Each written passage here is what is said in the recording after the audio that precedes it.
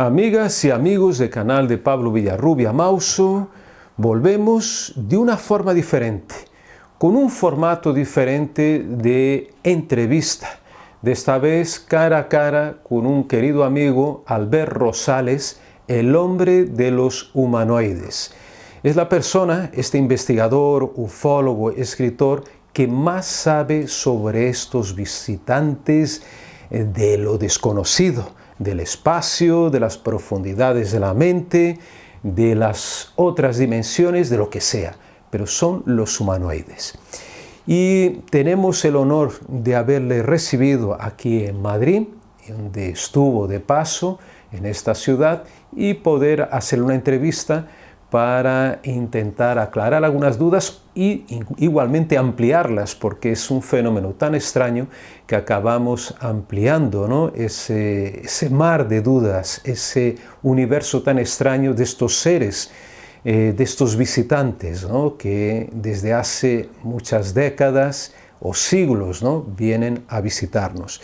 Y tengo que decir, antes de empezar con la entrevista que pudimos grabar, que Albert Rosales es un ciudadano cubano-estadounidense, nació en Cuba y allí en su tierra, en Santa Clara de niño, él escuchó muchas historias extrañas, entre ellas las que le contaba su abuelo sobre una extraña luz que un día se acercó cuando él estaba montado a caballo, le merodeó y le asustó. Este tipo de luz, que en Brasil llamamos Mãe do Ouro, la madre del oro, es un fenómeno relativamente común en varios países de América Latina. También un tío suyo le comentó que llegó a ver una criatura, un humanoide volador de ropa blanca o resplandeciente que se acercó a él y le hizo un movimiento con la mano. Yo creo que todas estas historias, ¿no? Estos casos se quedaron impregnados en la mente de Albert Rosales y fue lo que le llevó en 1993 a iniciar un proyecto increíble que sigue hasta hoy, que es el proyecto de Humanoid Encounters, que se convirtió también en libros, en una enciclopedia, una serie de libros, y que consiguió reunir más de 30.000 casos de avistamientos, de testimonios de humanoides en todo el mundo. Por eso mismo, Albert Rosales es una figura tan importante para nosotros y vamos a ver lo que nos cuenta al respecto de estos humanoides. Muy bien. Albert, amigo, un placer estar contigo aquí. El placer es mío, Pablo. En Madrid y poder hablar personalmente, ¿no? Con uno. Para mí eres el más importante de todos los investigadores de humanoides del planeta. El hombre de los humanoides, Albert Rosales, todo un honor. Además eso, una persona seria, un investigador que lleva muchos años. ¿Cuántos años, Albert, llevas en el...? Mucho tiempo. Yo empecé recopilando casos, todos los casos. Yo empecé recopilando todo, no solamente humanoides, pero me di cuenta que eran muchos, y más nunca iba a terminar. Pero yo empecé en los años 80, cuando estaba, una anécdota, estaba en la Marina, y llevaba, ahí me recibía las revistas esas americanas antes de Saga, UFO, y me las enviaban allá. Y entonces un día el jefe mío me llamó a la oficina de la Marina y me dijo, ¿y por qué tú lees estas cosas? Y dice, no, porque me interesa, es un hobby mío. Y él está, esto es en Great Lakes, Chicago, donde hay historias que tienen seres guardados y cosas y eso, que ha habido casos. Y yo, no, porque siempre me ha gustado esto. Y dice, bueno, ok. Que te la manden a tu casa, que no la envíen aquí más. Bueno, okay, muchas gracias. Pero desde los 80 estoy recopilando casos. Desde los años 80, madre mía. ¿Y tienes ahora mismo el catálogo? ¿Cuántos casos aproximadamente? Yo creo, estaba contando, pero no llegué a terminar, casi 30.000 o un poquito más. 30.000 casos de humanoides. El 99%, 98% incluye humanoides. Porque yo tengo otros casos ahí de extrañeza alta, claro. Casos diferentes que decidí incluir en el catálogo, porque eran casos de, por ejemplo, muertes causadas por UFOs o casos de desapariciones extrañas conectadas con UFOs y cosas así. Albert, me imagino que hayas pensado hacer, ahora con la inteligencia artificial, con la ya, ¿no? Algún tipo de estudio así estadístico de todos esos casos. A lo mejor podrás ahora, ¿no?, meter esa base de datos dentro de alguna inteligencia, el ChatGPT o alguno de estos, digo, para cuantificar el número de humanoides en cada país o región. ¿Pudiste hacer eso ya? ¿Ya pudiste? No lo he hecho todavía, pero estoy actualizando todos los archivos, terminando, porque yo tengo varios libros que tengo que traducir, uno o dos que tengo que traducir todavía para incluir, porque el catálogo mío es en inglés. Yo traduzco muchos de los casos español, italiano, francés, de todo el mundo, del mundo entero, y los incluyo en mi catálogo. Pero ya cuando lo actualice, creo que voy a hacer eso. Los tipos de humanoides, yo siempre pienso, ¿por qué en los años 50, 60, 70 no habían grises? Ahora de pronto aparecieron, ¿no? ¿No te das cuenta? Aparecieron los primeros así, Travis Walton, claro, el 75. El sargento ese que secuestraron en el desierto el mismo año, agosto yo creo que fue, es un caso, un secuestro, que era un sargento de la Fuerza Aérea Americana, que fue al desierto a ver una lluvia de meteoros, y se parqueó en un lugar apartado en el desierto y fue secuestrado por unos seres que eran como, dicen que parecían embrios, o esos son greys. Con ojos, sí, achinados, así. ¿no? Esto fue en el 75 también. Eso es curioso porque, claro, los detractores de la teoría extraterrestre, y que defienden más bien la teoría psicosocial, ¿no?, hablan que todo eso forma parte, digamos, de la cuestión de Hollywood, y que las personas acaban absorbiendo ese tipo digamos, de mentalidad y acaban viendo Greys. ¿Crees que puede ser alguna influencia sociocultural también que haya generado el fenómeno Grey, que después prácticamente también, no sé si han desaparecido, pero han mermado, han bajado mucho? Para mí yo creo que sí.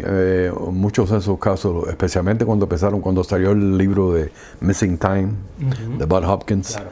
El otro de Willie Strieber, que fue muy influencial, que los primeros que hablaron de ese tipo de series así.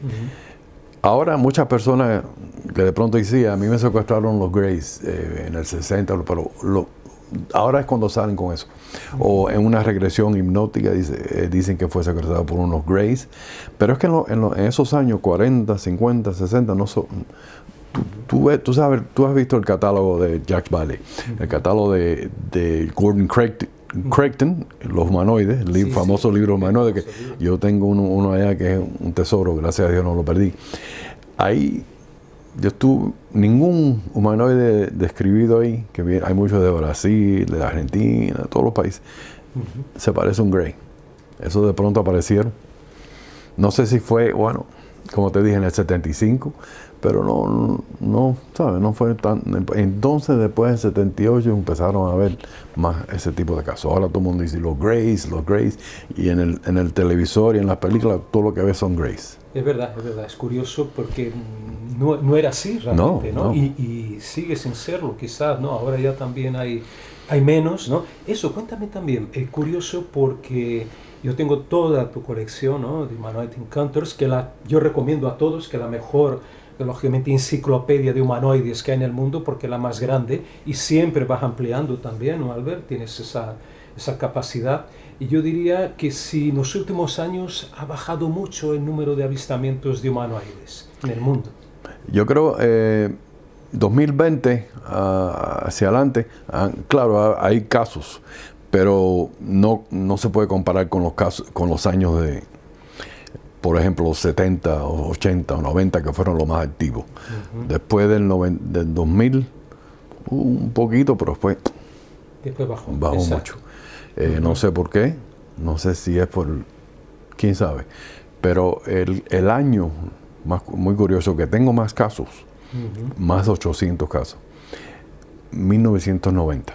¿90? Sí. Yo pensaba que eran los 70. No, 1990. Y porque el 50% son de Rusia y de los territorios, Kazajstán, claro. Azerbaiyán, los Bálticos, que fue cuando empezó a salir la información de casos de Rusia. Posiblemente, yo que estuve allí, ¿no?, para hacer el reportaje documental sobre sobre Vorones y también en Asia Central, en la región del Altai, ¿no? Me di cuenta que aquello era un manantial gigantesco, aquello, la Siberia es como una Amazonía, ¿no? Digamos, pero claro, sin aquellos árboles, pero con un potencial de avistamientos increíbles, con los pocos grupos que pude contactar. Me contaron casos tremendos que después he visto en tus libros. Realmente tienes una Rusia o lo que es la Federación Rusa actual, Sí, ¿no? sí, sí. Eso, ¿y por qué Rusia? ¿Será que es por la extensión de territorio? Que posiblemente por ser más grande, lógicamente la probabilidad de que haya más casos, sea eso o no, porque hay casos muy bizarros, muy de alta extrañeza, ¿no? Es que hay tanto territorio, como dijiste, en muchos lugares apartados, como el Altai, la área de Mongolia, la parte rusa de Mongolia, esas áreas ahí, como me dicen, unos casos tan bizarros que uno dice, ¿cómo una persona que vive aislada en esta zona así puede inventar algo así? Que es imposible. Yo creo a una persona que me diga una historia súper bizarra ahora, que a una persona que me diga que fue secuestrada por un Grey. Mira, hay casos que uno se pone a analizar y por ejemplo, casos de que una persona secuestrada, entonces dice que a bordo del ovni o de donde lo llevaron, donde sea, ha visto a familiares que habían muerto, que lo estaban esperando ahí, unidos con los extraterrestres. Con extraterrestres, exacto. Esos casos son muy interesantes, sí. también me intrigan. Sí. Y casos del tercer hombre, ¿no? Lo conoces, ¿no? De ese tercer hombre que aparecen a raíz de esto. Tengo un amigo en Brasil, ya te contaré esa historia, es inédita todavía, de que este hombre recibió una visita de una persona aparentemente normal, un señor negro, él con una ropa de trabajo, y le dice para no cortar las plantas de su casa, porque las plantas son muy importantes y que no debe cortarlas. Entonces él para de cortarlas, incluso llega a replantar alguna. Y poco tiempo, y ese hombre le cuenta que va a tener 2 pérdidas importantes en su vida. Curiosamente más tarde pierde a sus 2 hijos, desgraciadamente. No. Y este señor también tiene un avistamiento ovni muy cercano, un ovni que se acerca a pocos metros de él, aterriza cerca donde vivía. Eso estoy hablando en la ciudad de São Paulo, en Brasil.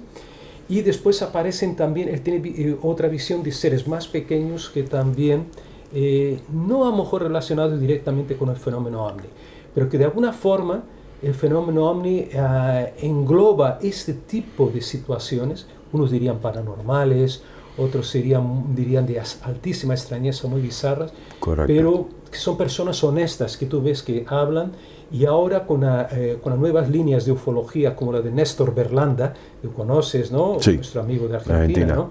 Parece que encausa de alguna manera alguna explicación, ¿no? O intenta de esas fuerzas de la naturaleza con el fenómeno ovni. ¿Tú crees que puede ir por ahí? Algunos casos, no digo todos, algunos casos de humanoides podrían englobar esas situaciones anómalas, tal como las describe Néstor Berlanda, de ayahuasca, de chamanismo. ¿Cómo lo ves todo? Bueno, yo creo que, como dicen, en algunos casos, hubo un investigador que escribió un libro sobre el DMT, que es la sustancia dimetil, ¿no? DMT, sí, que es como una ayahuasca, pero parecido. Es un principio activo, sí, claro. Y dice que él hizo un estudio, escribió un libro, yo creo que lo tengo, que el 90% de sus pacientes se encontraban con seres extraños, pequeños. Por eso le decían the machine, los enanos de las máquinas, que eran como, dice que se encontraban con pequeños seres, otros se encontraban con diferentes tipos de seres. Hay un caso muy interesante que él no lo escribió a profundo, pero de un hombre que tomó la sustancia y de pronto se encontró, me imagino que en su cerebro, no físicamente, pero se encontró en un lugar como un paisaje, entonces de pronto se abrió como una cortina y se le apareció un hombre alto, fuerte, negro, y como se asustó y lo miró, y usted cómo llegó aquí, le dijo eso, ¿qué hace usted aquí? Usted no puede estar aquí. Y dice que como de pronto dice, y se despertó, y muchos ¿cómo se dice? enano. Sí, De enano, ¿no? Sí, Sí, ¿no? es algo así, pero... Qué curioso. Pero y eso con experiencia también con el DMT. DMT, sí. Con el Curioso DMT. porque, claro, es el principal ayahuasca. Y hay otros que dicen incluso que en el caso Vilas Boas, bueno, o yo por lo menos lo que pude percibir, ¿no? Hablando también con Néstor Berlanda, caso Vilas Boas mítico, ¿no? También de secuestro en el año 57. Así, cuando no se hablaba de esas cosas, un campesino, es muy raro, ¿no? Y solo un año, en el 61 del caso de Barney Hill, ¿no? Y entonces él, fíjate, a bordo del hombre, y eso hay muchos, tú lo sabes mejor que yo, que le dan un líquido para beber a bordo de una pócima o algo, y para que él pueda pasar a una etapa dentro del hombre. Le quitan las ropas, le untan el cuerpo con una sustancia, con un aceite, ¿no? Y es como una preparación, ¿no? Como si, ahí coincide un poco con lo que dice, o bastante, con lo que dice Néstor, ¿no? Y el grupo de él, ¿no? También de que es como una preparación para algo, ¿no? Para algo místico, ¿no? Y eso se da a bordo de un ovni, es curioso, ¿no? Tienen que pasar por ese como un ritual para poder seguir con la experiencia, me imagino. Hay muchos casos así que, por ejemplo, están adentro del ovni y ponen a la persona adentro de por ejemplo, de una cubeta grande llena de líquido y la sumergen adentro ahí. Exacto. Y pueden respirar abajo de ese líquido. Y ese líquido, me enteré que ese líquido existe ahora, que fue inventado, que una persona puede respirar, es como un líquido que lo puede respirar uno. De todas maneras, igual que la película The Abyss, o sea, no sé si la viste, que cuando él bajó le llenaron el casco de un líquido que podía respirar. Bueno, fue algo así. Muchos otros casos que no se conocen mucho, de que le dan comida a bordo, pero... Así de comida hay mucho. Hay un libro de un chico, creo, de Estados Unidos, ¿no? Sí. Shapiro, Shapiro creo que se llama. Él se comunicó conmigo para que yo le envié casos de que comían y que tomaban. Eso, hay muchos casos tuyos en ese libro y míos también, que me menciona varias investigaciones, y es genial, el libro es muy bueno, porque habla, el banquete, en español salió como el banquete de los dioses o algo así, ¿no? Sí, ya sé cuál. Y es verdad que dan comida, ofrecen comidas con sabores distintos, ¿no? Frutas diferentes de la tierra, ¿no? Y hay muchos casos en ese nivel. Tú has recogido también, ¿no? Todo tu catálogo, en los casos de Rusia hay muchos casos que se aparecen, el secuestrado o secuestrada se aparecen en lugares que ven muchas plantas con una fruta que nunca han visto en su vida y la prueban y se puede comer de esa fruta muy buena y diferente. Muy poco que yo conozca, no creo que coman carne. Carne no he oído de ese tipo de casos, que le den de comer, por ejemplo, un bistec, eso no. Son comidas líquidas, frutas, cosas así. Qué bueno, interesantísimo. Y hablando antes de estadísticas, también como hablamos al principio, a ver, mencionabas, aunque no tengas todavía las estadísticas, que vas a hacerlas ahora, y espero que gracias también a la inteligencia artificial, así de una forma general, ¿qué países concentran más número de avistamientos? Estados Unidos seguro, ¿no? De humanoides, ¿no? Me refiero, claro. Bueno, yo creo que en mi catálogo Estados Unidos es el número uno, que encabezado por California. Pues tenemos Texas, la Florida también. Y lo interesante es que en Alaska, Hawái, hay muchos casos interesantes, pero hay casos interesantes, pero no muchos. Se conoce muy poco de ahí. ¿O será porque hay pocos investigadores? Sí, ahí y es menos, más ¿no? aislado, sí. Exacto. Y para América del Sur, claro, Brasil. Yo creo que Brasil y Argentina están ahí en casos. Y Chile. ¿Para qué hablar? En Chile. Entonces, lo extraño es que no sé, hay un libro de Bolivia de casos, pero no tiene muchos casos. Yo creo que no tiene ni un caso humanoides en Bolivia. No conozco, pero no conozco muchos. Hay uno mencionado por Benítez y también por Oscar Galíndez, de aquella señora Flores, creo que era, ¿no? De las ovejas, De las ovejas, ¿no? Que es un ser pequeño que mutila la... ese es tremendo caso, sí, ahora me acuerdo. Muy bueno, ¿no? Muy bueno ese caso. Yo estuve en la región también, y hablé con los dueños, con los hijos del dueño del periódico que iba a publicar el artículo, que al final no publicó. Pero es verdad. Y después en Europa, ¿qué países concentran el mayor número de Bueno, casos? España es casi uno está ahí Es verdad, alto. es verdad. España, Es uno de los más. y uno no sabe, no se sabe mucho, pero España tiene, y hay tantos investigadores en España que son buenos investigadores, que escriben libros y llenos de casos recopilados nuevos que yo no conocía. Pero España, y después de España, Italia. Italia, ¿no? Quizás, ¿no? Italia Tiene también un repertorio muy grande. Italia tuvo una oleada en el 78 de humanoides increíble. Claro, y después ya Eurasia, estamos incluyendo ya Rusia, lógicamente, Sí. Rusia. Polonia. Polonia, Mucho. es verdad, en Europa. Polonia. Hay varios escritores, Alex Miazga y otros, ahí que han escrito varios libros y muchos casos en Polonia. En Polonia. Hungría. Lo que pasa es que en esos países el idioma no, es difícil para traducir para el inglés y no se conocen muchos casos de ahí. Pero en Hungría hay un hombre ahí que investigó, ¿cómo se llama él? No me acuerdo, Endre, apellido, que tiene un listado de casos de humanoides de Hungría y en Checoslovaquia.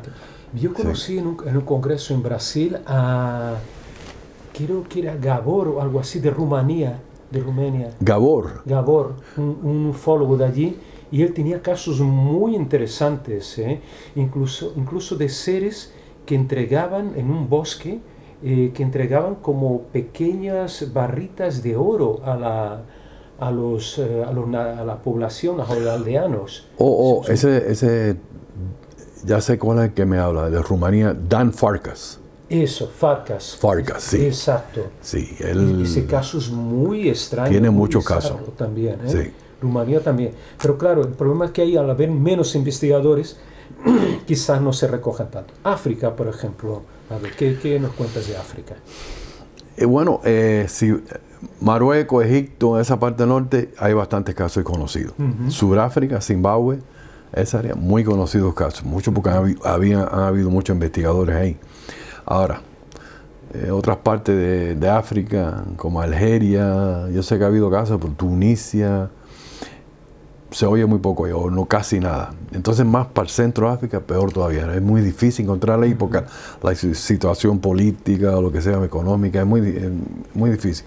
Pero este libro que te mencioné hace poco, 50 años. Sin respuesta. Sin respuesta, creo que en plural, sí. Él incluyó muchos casos. Luis Vieira, ¿no? Luis Vieira, 50 años sin respuesta en portugués. Un investigador portugués que vivió en África, ¿no? Él incluyó muchos casos muy interesantes africanos. De humanoides también. Sí, de humanoides. Angola, Botswana, hay un caso muy interesante ahí.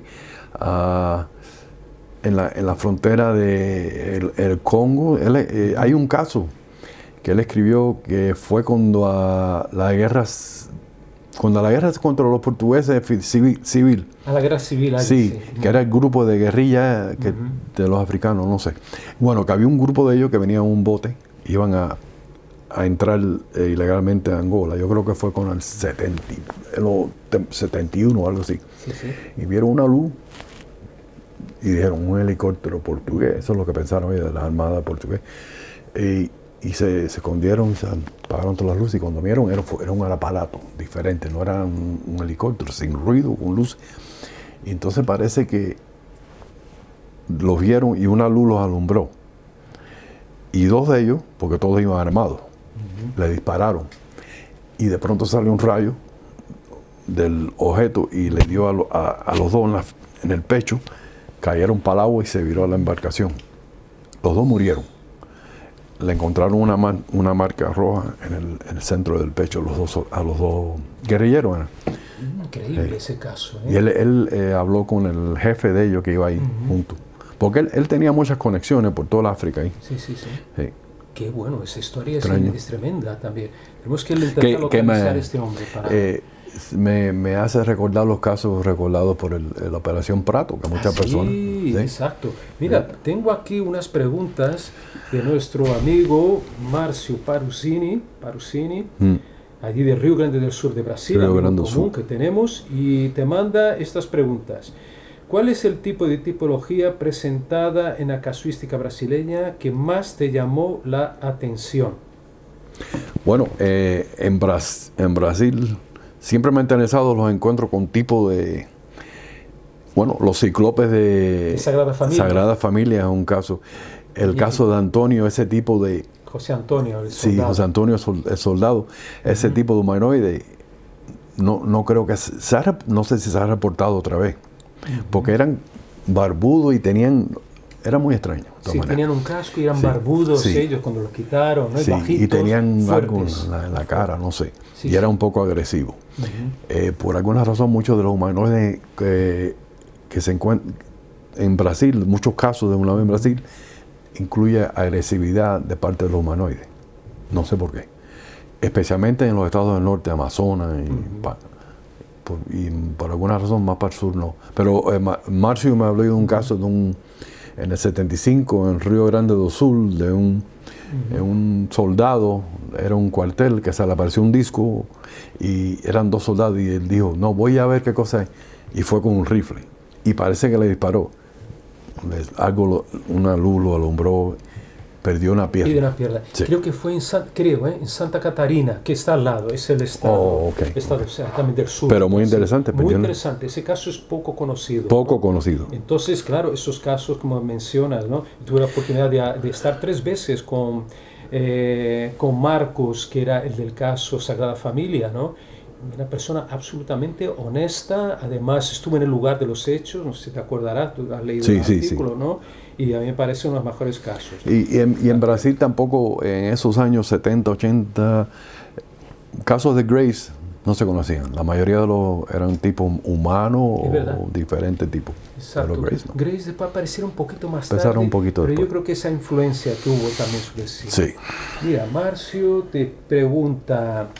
si consideras que los casos ocurridos en el norte y nordeste brasileño, décadas 70 y 80, con contacto con seres, también, si son los más violentos de la ufología mundial, o si crees que existen otros iguales o peores a los de la Operación Plato, o incluso un poquito después que Vale menciona, que yo también investigué, de Parnarama, ¿no? Que está en mi libro también, Luces de la Muerte, ¿no? Bueno, yo creo que Brasil no está solo en ese tipo de casos, porque conozco casos de agresión de pronto sí que por gusto en diferentes otros países.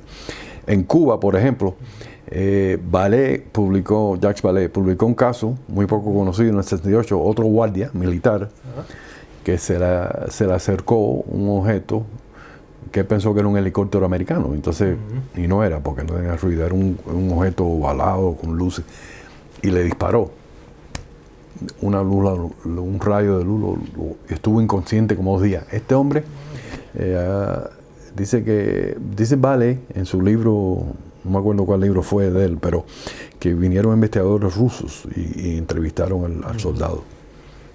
Desde ese tiempo los rusos estaban ya o antes los rusos. Sí. Qué bueno, entonces claro, hay otras regiones, pero claro, quizás se refiere a Marcio Parusini a una cantidad de casos así agresivos acumulados en un espacio de tiempo corto, como fue realmente la Operación Plato. A lo mejor estamos hablando de mediados del 77 hasta principios del 78, tantos casos concentrados en una región así. ¿Hubo algo semejante? Que yo conozca, no, no creo que no, porque fueron tantos casos, todo desde el 77, yo creo que duró 78, y después un poco más. Hubo una pequeña oleada en 81, 82 en Panorama, que mueren los pescadores. Los cazadores, mejor, de allí que estaban los árboles.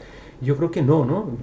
Tú que eres el experto, digamos, en esta cantidad. No, conozco. En Venezuela en el 54, cuando hubo esos casos de los enanos peludos que atacaron. ¿Te acuerdas? Fui allí y confirmé, y había muerto hacía 2 años el testigo, ¿no? de Petare, González había muerto, y casualmente la abogada que entrevisté, que era amiga de él, ¿no? Que la encontramos de una forma casual, dijo que él murió jurando a pies juntillas que aquella pelea que él había tenido con un enano, ¿no? Un enano peludo con un casco, ¿no? Había sido auténtica, ¿no? Aquella cosa, ¿no? Entonces, pero tanto así, no hay comparación con esos casos ahí. Muy bien. Y deja ver... Aislados, diferentes lugares, sí. Exacto. Mira, básicamente son esas preguntas que me hice. Y para finalizar, porque ya sabemos que estás de paso aquí por Madrid, queremos que disfrute de la ciudad y algunos lugares que ya te comentaré también, quería preguntarte sobre, digamos, en estos últimos años, casos así muy extraordinarios de humanoides, ¿sí que han aparecido en algún lugar o no? Sí, que yo conozca, ha aumentado un poco ahora. Por ejemplo, el catálogo mío del 2019, 2017, tengo bastantes casos ahí. 2016 no tanto, pero hay un caso, no sé si lo has oído, de cuando hubo los fuegos esos en la Amazonas, ahí en la Amazonas boliviana, ahí en la frontera, ahí los fuegos en el 19.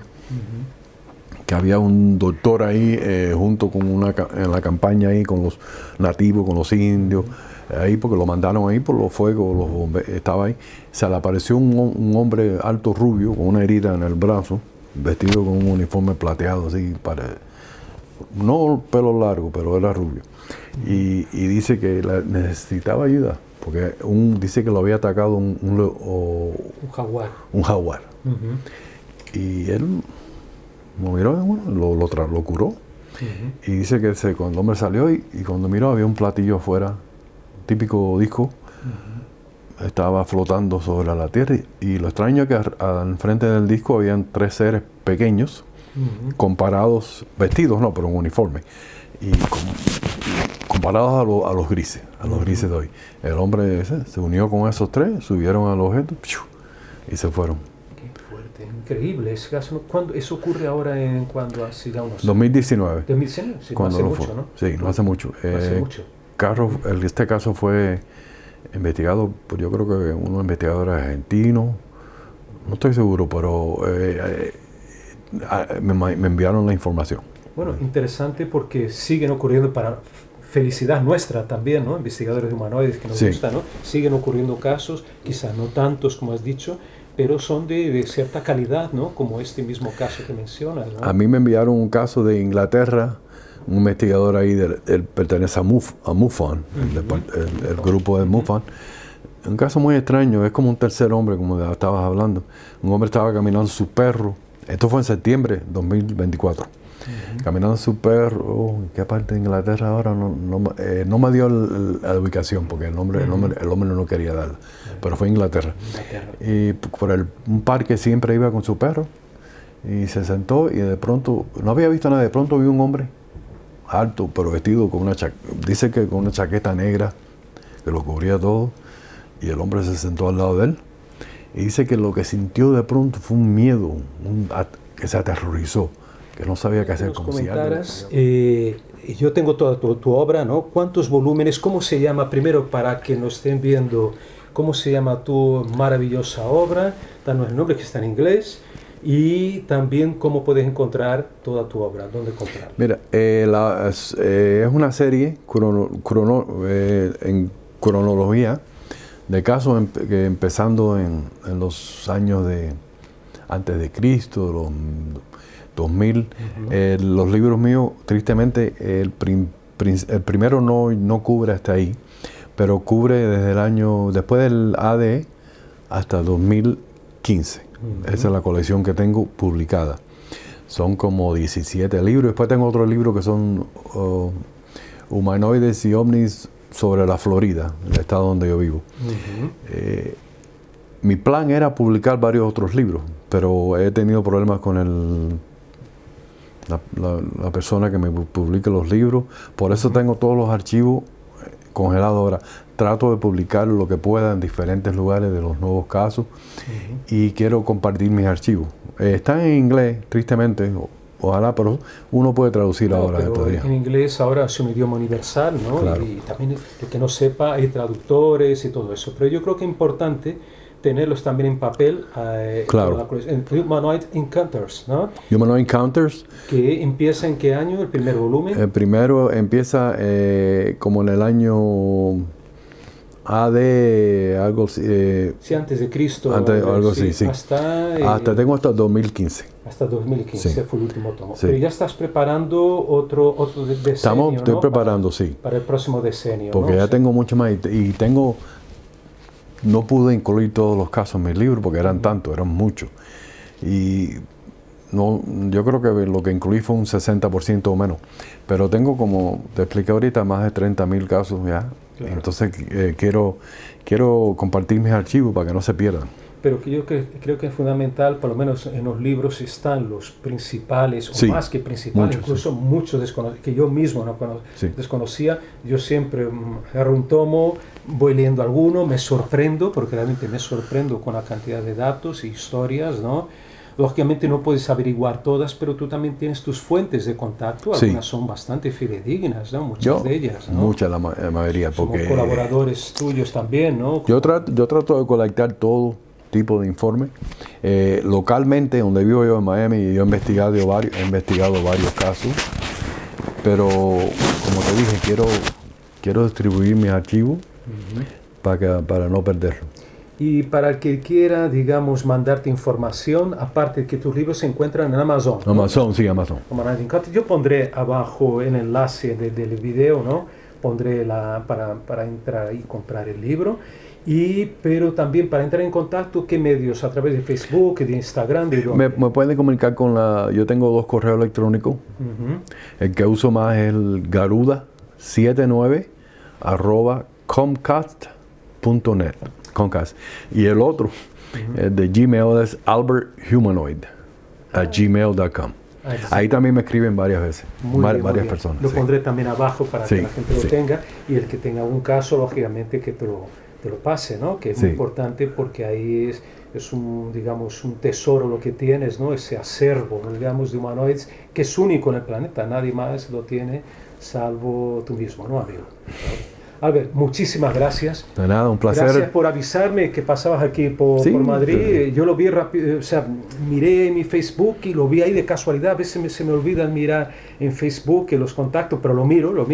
Y dije, qué suerte de poder estar contigo aquí, ¿no? Después de tantos años comunicándonos, ¿no? Gracias. Y vernos en persona. ¿Verdad? Sí. Muchas gracias, amigo. Nos vemos.